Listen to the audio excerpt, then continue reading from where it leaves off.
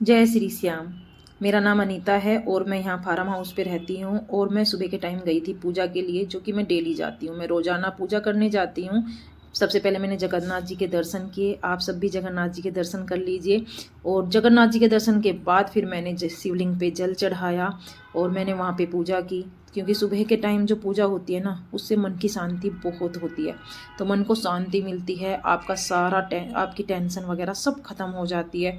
आप एक अच्छा मतलब बहुत मन को अच्छा महसूस करते हो। तो मैं सुबह डेली पूजा करने के लिए जाती हूँ, शिवलिंग पे जल चढ़ाने के लिए जाती हूँ।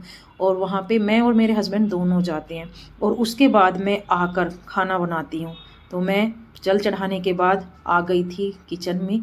और किचन में आने के बाद मैंने सबसे पहले आज जो है गन्ना भूने वाला था, तो मुझे बनाने थे ब्रेड पकोड़े। तो यहाँ पे मैंने ये खील का आटा लिया है, यानी कि खील जो होती है प्रसाद में ज़्यादा आती है चावल की, तो वो ली, वो उसको मैंने पीस के रखा हुआ है। और यहाँ पे ये आलू उबले हुए थे, खील थी। खील में मैंने बेसन मिलाया था और बेसन मिलाने के बाद आलू थे, आलू की मैंने पिट्ठी बना ली थी, मसाला बना लिया था। और फिर मैंने बड़ा चूल्हा चला के मैंने ब्रेड पकोड़े बनाने स्टार्ट कर दिए थे, क्योंकि मुझे ब्रेड पकोड़े बहुत ज़्यादा क्वांटिटी में बनाने थे। तो इसीलिए मैंने बड़ा चूल्हा चलाया और बेसन घोल के पकोड़े बनाने स्टार्ट कर दिए, क्योंकि सभी के लिए बनाने थे। कम से कम भी 50-60 ब्रेड पकोड़े बनने ही बनने थे।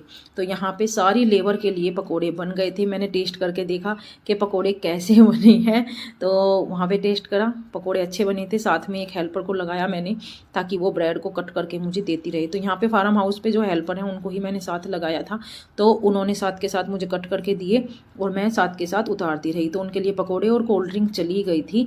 और यहाँ पकोड़े बनाने में मुझे कम से कम 1.5-2 घंटे तो लग ही गए थे, ज़्यादा ही लग गया था। पकोड़े बनाने के बाद फिर उनके खाने का काम था कि दोपहर को वे खाना खाते, क्योंकि गन्ने की बुआई है।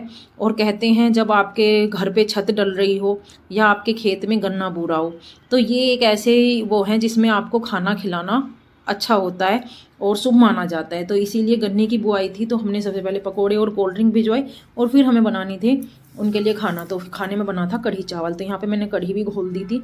घोलने के बाद यहाँ पे कढ़ी का पूरा सेटअप है, पकोड़े डाल दिए थे, मसाला तैयार था। फिर मैंने कढ़ी चावल बना लिए थे। यहाँ पे तड़का मैं लगा रही थी। तो मैंने उस दिन पूरे दिन बड़ा चूल्हा चलाया। तो मैंने यहाँ पे कढ़ी का पूरा, देखिए पकोड़े भी बहुत सारे डाले हैं, कम नहीं डाले हैं। तो यहाँ पे मैंने पूरे मसाले को तैयार करके कढ़ी में डालते। और मुझे कढ़ी बहुत पसंद है, मेरी फैमिली में सबको कढ़ी बहुत पसंद है। कढ़ी एक ऐसी सब्जी है जो सबको ही बहुत पसंद आती है। और सबको, चाहे कोई भी है, वो कढ़ी खाना पसंद करता है। बहुत कम लोग ऐसे होते हैं जिनको कढ़ी नहीं पसंद होती है, बहुत कम ऐसे होते हैं। ज़्यादातर सभी को पसंद होती है। अगर आपको पसंद नहीं है तो कमेंट में ज़रूर बताइए कि हम कढ़ी नहीं खाते हैं। और जो कढ़ी लवर हैं वो कढ़ी लवर से ज़रूर कमेंट कीजिएगा कि हम कढ़ी लवर हैं, हम तो कढ़ी खाते हैं। मैं तो कढ़ी लवर हूँ, मुझे बहुत कढ़ी पसंद है। कढ़ी चावल की मैं एक तरीके से दीवानी हूँ। तो यहाँ पे मेरी कढ़ी का तड़का भी लग गया था, कढ़ी मेरी बन भी गई थी। और आप कढ़ी देख भी सकते हैं कितनी स्वाद है। और कढ़ी जब मैं कढ़ी बनाती हूँ ना, बहुत आराम से बनाती हूँ और टेस्टी बनाती हूँ। मेरे घर में मेरे हाथ की कढ़ी सभी को पसंद आती है, सभी को। तो मुझे खुद को ही मेरे हाथ की कढ़ी बहुत पसंद आती है। मैं किसी के हाथ की इतनी कढ़ी नहीं खाती हूँ। और यहाँ पे मेरी कढ़ी तैयार थी। कढ़ी के बाद मेरा बेटा गन्ने का रस निकलवा के लेके आया था।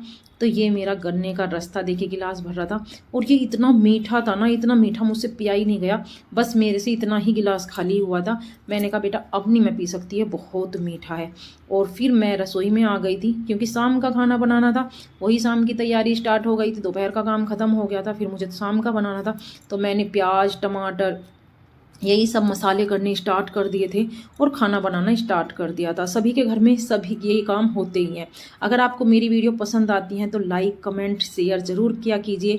अगर आप फेसबुक पे देख रहे हैं तो मेरे पेज को फॉलो कर दीजिए, लाइक कर दीजिए मेरे पेज को। और अगर आप यूट्यूब पे देख रहे हैं तो मेरे चैनल को सब्सक्राइब कर दीजिए। आपके घर में भी सारे दिन आपकी मम्मी, आपकी बहन या आपकी वाइफ सारा दिन किचन में आपके लिए लगे रहते होंगे, वो भी आपके लिए खाना डेली इसी तरह से बनाते होंगे। और हाँ, रस की खीर भी ज़रूर मैंने बनाई थी शाम के टाइम, क्योंकि मेरे हस्बैंड को रस की खीर बहुत पसंद है। आपने गन्ने की रस की खीर खाई है क्या? अगर खाई है तो ज़रूर बताइएगा। और यहाँ पे मैंने गन्ने की रस की खीर अपनी बना रही थी, यहाँ बन रही थी। और मुझे कोई बड़ा बर्तन नहीं मिला था, तो यहाँ पे बड़ी कढ़ाई थी जिसमें मैंने रस की खीर बनने रख दी थी। मैंने इसमें रस डाला, रस को मैंने पहले थोड़ा खद्दा लगाया और फिर मैंने उसमें चावल डाला। धन्यवाद।